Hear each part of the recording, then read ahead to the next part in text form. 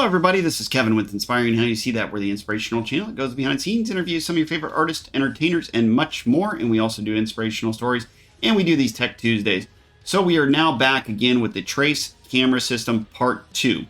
So we basically covered in part 1 a little bit about the Trace camera system, getting everything plugged in, getting it charged, getting it going, just the basic key components of getting it set up in your app and everything all set up.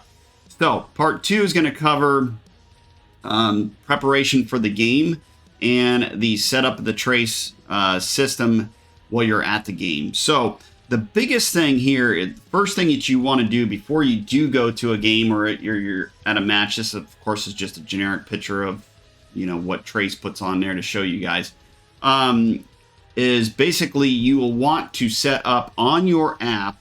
So if you have, like, of course, we are with Blast, and Blast got us this camera system, and I'm of course, trying to show you guys out there how to put in your team. So you'll want to put in your team information into your app. Now, it only lets you on Trace, of course, put up to 20 players. So if you have a roster of 24, depending upon who's playing and when they're playing, you're going to want to change these the roster. Now you can do the roster, of course, online at Trace, which is right here. You can go right onto their website, trace.com, and as you see, Gavin's his system and everything's all set up on here. You can just go through and put them all on there. A lot of times it's easier to do it right directly on your app on your phone. So you'll put all the players' information in and their numbers. This is how Trace tracks you. So that way on the old systems, you had a sensor that would, you would just program it in there and it would pick up on the sensor on each player. Well, now it's not necessary. It'll pick up on the number. Now, sometimes it might miss a number or it might not catch it. So it's always best to review and go through that whole video segment when you're recording your team or your game or whatever they may be doing. So you'll go through and you'll log everybody that's going to be playing the match for that day. So you put all the players' names in and their information with their number. That is important. Now, what is nice too is once you have your team in here, you get all the information in, and then it will allow you to select, of course, today's match. So you'll want to select the match. You'll put in on your phone who you're going to be playing, such as we'll go through and where it says, of course, on mine, it'll say Trace a new game. So then you put your opponent in there.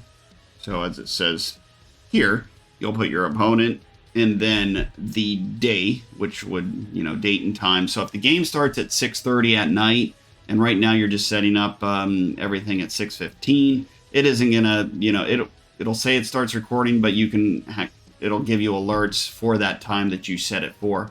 Make sure you set the half lengths correct. So if you have 30-minute halves, of course, it will still go through and record everything and go through the whole process until you stop it. But make sure you put 30 minutes and have all your information in there. And then as soon as you click let's go, it will go to another screen, which I don't have that screen here.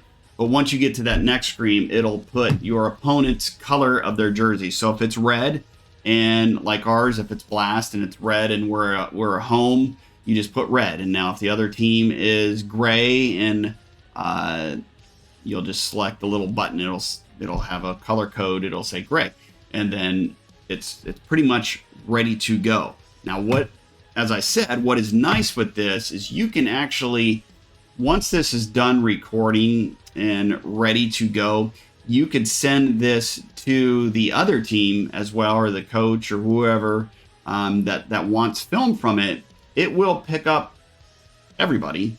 It's just that you don't have those other players' roster numbers or their names, so they're going to just have to go through the film and watch it. So they can utilize that and edit and do the film if they pay for a monthly fee through Trace, because Trace does require a monthly fee if you want to download the film footage and edit it or send it to coaches, whatever it may be. But there are some key tips as far as editing and some other things that I can give you in the next up and coming films for this training. I don't want to get into that too in depth right now.